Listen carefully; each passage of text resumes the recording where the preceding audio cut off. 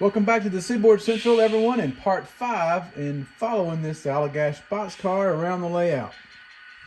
During today's video, I thought I'd change it up a little bit, and we'll do something different by using the two GP30 rebuilt units that's painted in the original Seaboard Central paint scheme to handle the switching duties for today.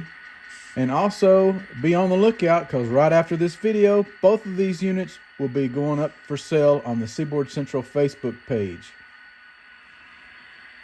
So all the rail cars for local area Gadsden customers are always placed in track 9 here in the yard. We're coupled up on track 9 now, and we're going to start digging our cars out for the Goodyear tire and rubber plant. So first, let's look at that industry work order and see what they want and what's coming out. So Goodyear's worked by the first shift yard job Y80. We've got the conductor's name and the engine numbers. Here's for the carbon black cars. We've got 2 coming out and we've got 2 going in, and they order them in by number so we can look and see where they are in track 9. I show A46 is also Goodyear tire and rubber, and this is for the tank cars and the box cars. And today we got something interesting. If you'll notice this last boxcar entry, that's our boxcar out of SD's railcar service. Yep, you see it right. It's going to actually get loaded with new tires coming out of Goodyear. So let's get started. One of the first things I want to do is pull down and make a cut on the one of the carbon black cars. We're going to set it over.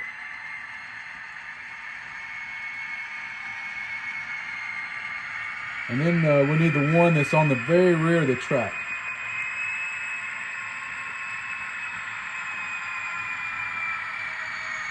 So if we do it this way, by making a cut here and setting this one over first, everything will line up right.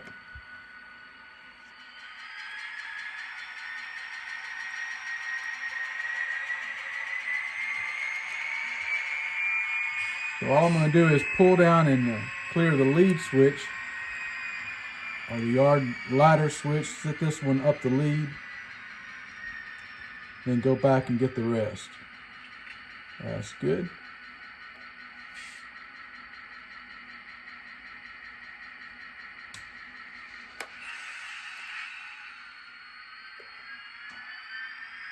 And I don't have to clear any, I'm just going to set it in the clear.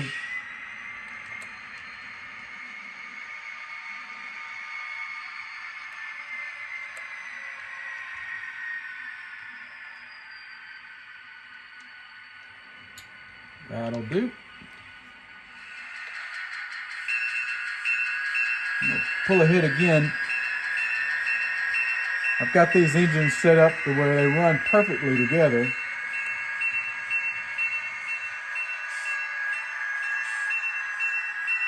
That's good. Now the box car, the tank car, and that other carbon black car are all ordered in. And they'll be standing right the way they are, so we'll go ahead and grab them and set them all over. Stretch it out.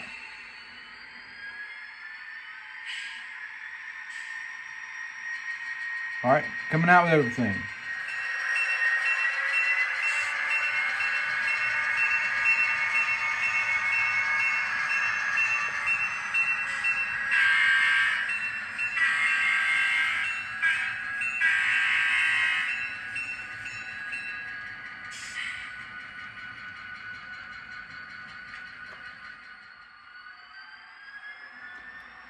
Now what we'll do is we'll set these other 3 over on top of that single carbon black car, shove them by, and then put all the dead stuff back in.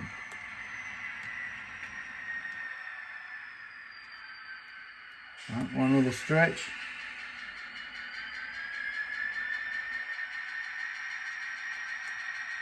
That's good. All right, we are clear for about 5 car lengths. We need 3. And our switch is lined ahead of us.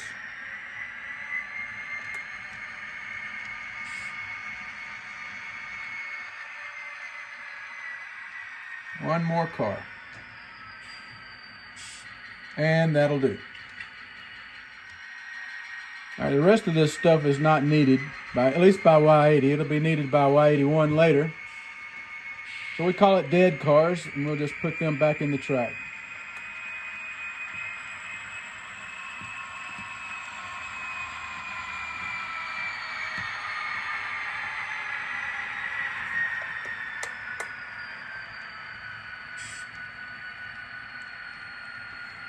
Most of these GP30Us are scale trains units, and they have ditch lights on both ends, and they run excellent. Just going to get rid of them because they're surplus units. I need to make room for the new Seaboard Central engines that are coming out by Home Shops LLC, and these are the oldest units on the roster, so it makes sense to get rid of them first.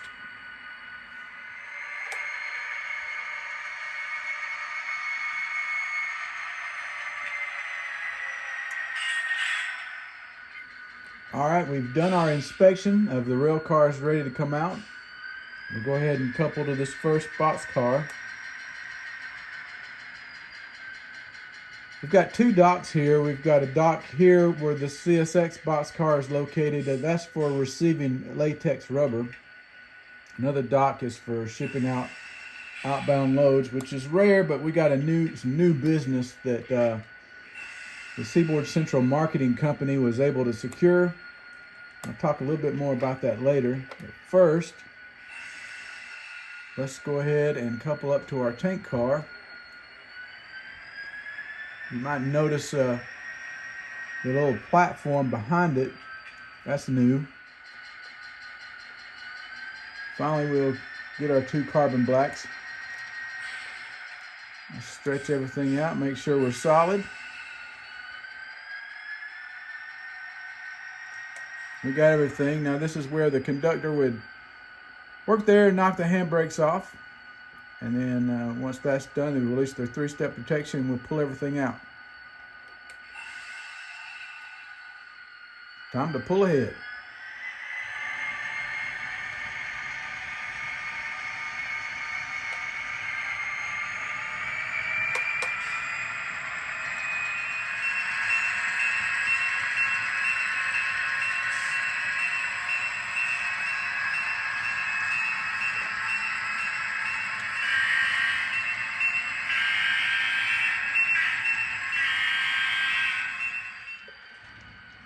Now here we're just going to set these cars that are coming out over to their proper tracks where they're going. Got the two carbon black cars, empty carbon black cars, are going to NS, so we'll go ahead and put them in track number 4.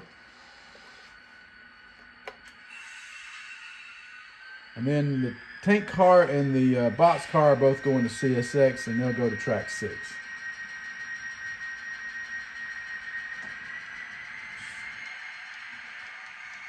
Both of these tracks are clear, so we just shove them in the clear.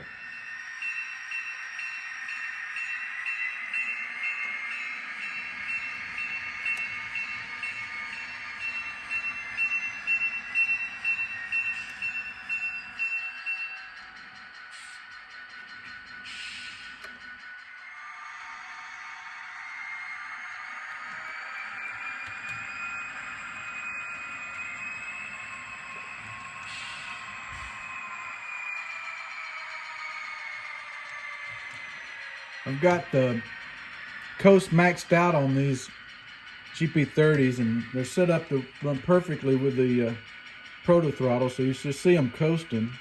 As I get the cars in the clear, I can activate the brake to bring them to a stop. Here's something interesting about EMDs like this, and I've ran a lot of them, and I've timed how long it takes for an engine to start moving once you move the throttle. And generally speaking, a GP30A, GP40-2, or SD40-2 takes about 3 seconds. So as I put the reverser in the forward position, I'm going to come out on notch number 3, and it normally takes about 3 seconds. 1 Mississippi, 2 Mississippi, 3 Mississippi. And you see those are perfect.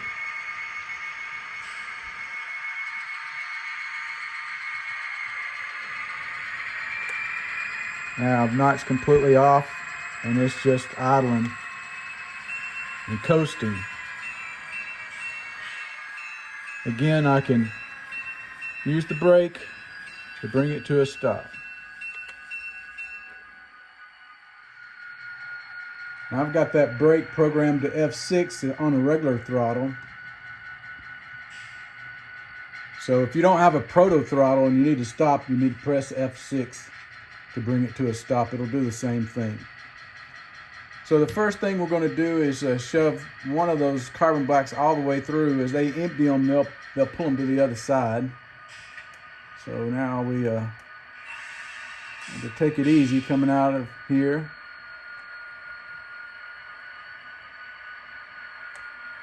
Got to take it all the way to the rear of the track. Got the brakes on. And good. You can see I added a little more details to this part of the layout, including that chain link fence and some more piping, a couple of buildings back there. Makes it look good. All right, now what we need to do is slack off and spot that tank car. You can see this new platform behind it. There's actually a hose underneath it where you can hook the tank car up and unload the material out of it. Now we're going to spot the boxcar up, and I've added a decal right above the door. It says D2, and that's for the inbound shipments of latex rubber that is needed in the tire making process. It's good. All right, now what we can do is go get our boxcar for our other door, and we've cleared the this runaround switch, the thoroughfare switch, and we lined the engine thoroughfare switch. So what we're going to do is we'll pull up there and stop short of the shop switch going into SD so we can get the derail off.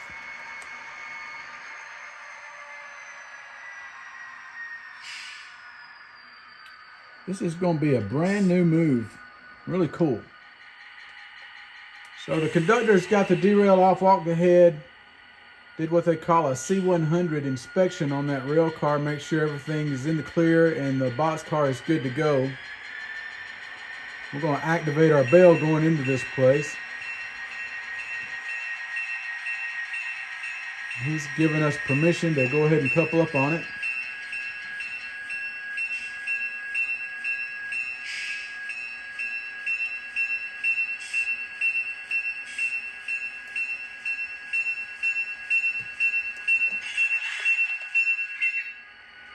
Now here's a question I get asked a lot is, what end of the locomotive, which locomotive would I be on doing a move like this? Well, this job has a three-man crew. It has a conductor and a brakeman.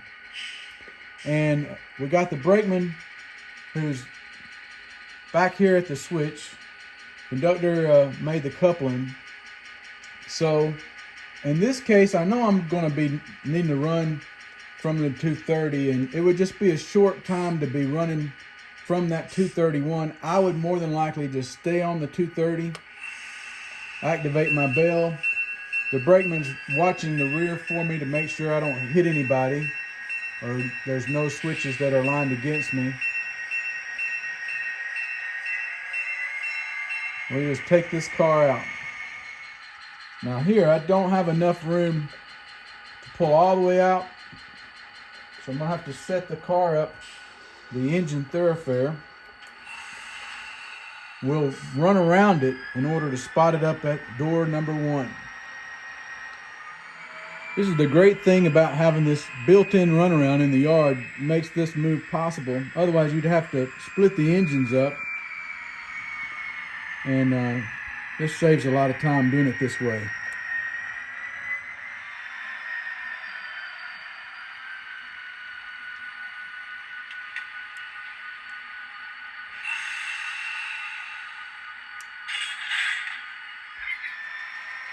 All right, we're going to pull high and clear the tower switch. You see those guys standing there, so Whenever there's people by the tracks like that, you want to activate the bell.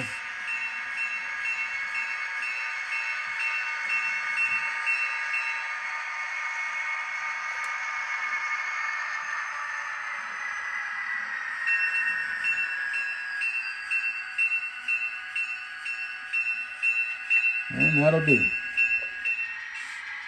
All right, now let's talk about what actually happened.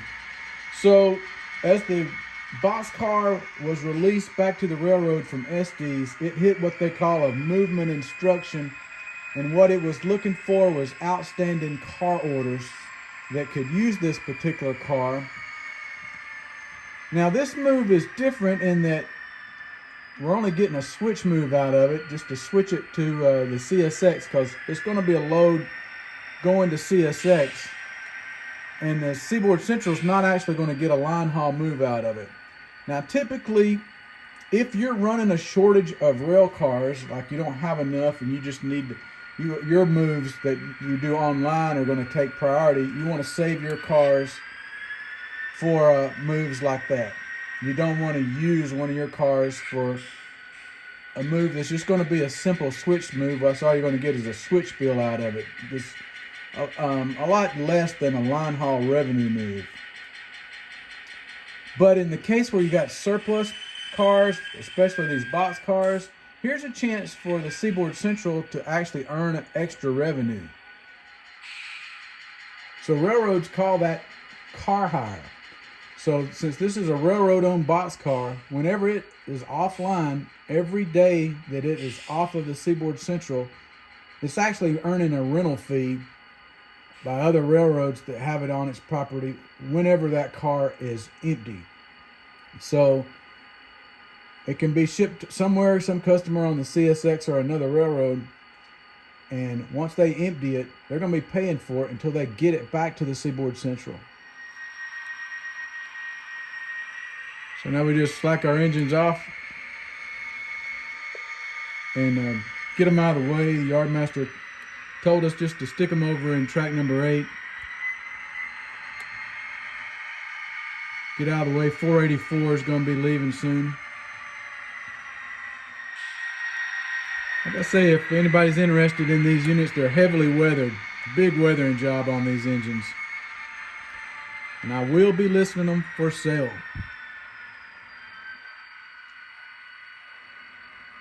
They'll also have boxes that are signed that they are original Seaboard Central units that is operated on the Seaboard Central, along with all the paperwork talking about how they are set up.